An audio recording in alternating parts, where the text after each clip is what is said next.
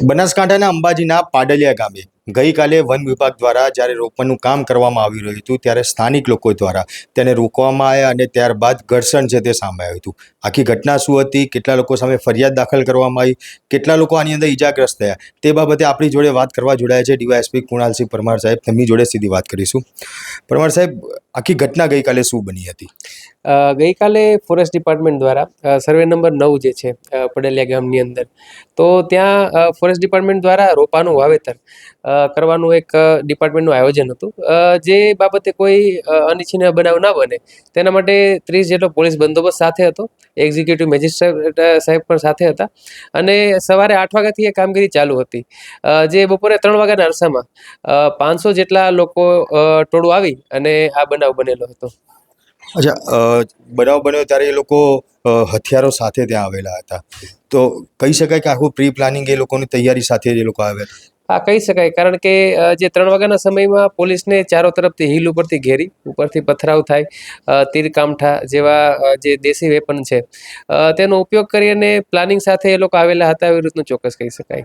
Sir, કેટલા લોકો ઘાયલ થયા છે? પોલીસ કર્મચારીઓ, ફોરેસ્ટના અધિકારીઓ, કર્મચારીઓ, કેટલા લોકો ઘાયલ થયા છે અને કેટલા ગંભીર ઇજાગ્રસ્ત છે? 47 જેટલા કર્મચારીઓ જે ઘાયલ થયેલા છે. તેમાં ઘણા ખરા જે કર્મચારીઓ ગંભીર રીતે ઘાયલ થયેલા છે તેમને અંબાજી સિવિલથી ખસેડી અને પાલનપુર માવજત હોસ્પિટલ ખાતે અત્યારે સારવાર હેઠળ છે, જેઓ અત્યારે આઉટ ઓફ ડેન્જર છે.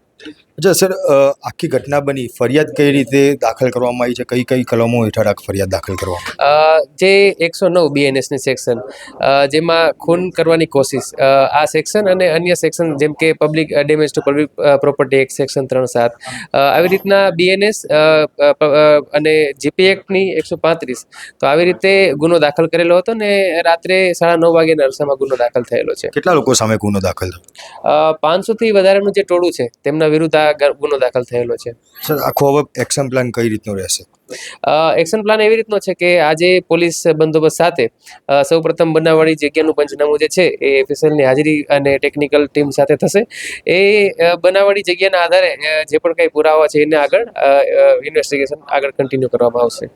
જો સર, એક વાત એવી જાણવા મળી છે કે એક આખું ઓર્ગેનાઇઝ સંસ્થા છે જેના દ્વારા આ આખું કાવતરું કરવામાં આવ્યું હતું, આખો પ્લાન બનાવવામાં આવ્યો અને ત્યારબાદ આ એસોલ્ટ છે તે કરવામાં આવ્યું હતું. તપાસમાં અત્યાર સુધીમાં એવું કોઈ ખરેખર સામે આવ્યું છે ખરી? અત્યાર સુધીમાં એવું કહી શકાય કે જે એટેક હતો પોલીસ ઉપર એ પ્લાન કરેલો હતો, એટલે એ આયોજન પાછળ કોણ હતું અથવા તો શું ઓર્ગેનાઇઝેશન છે એ તપાસનો વિષય છે, જે સામે આવશે આપણે ઇન્વેસ્ટિગેશન દરમિયાન.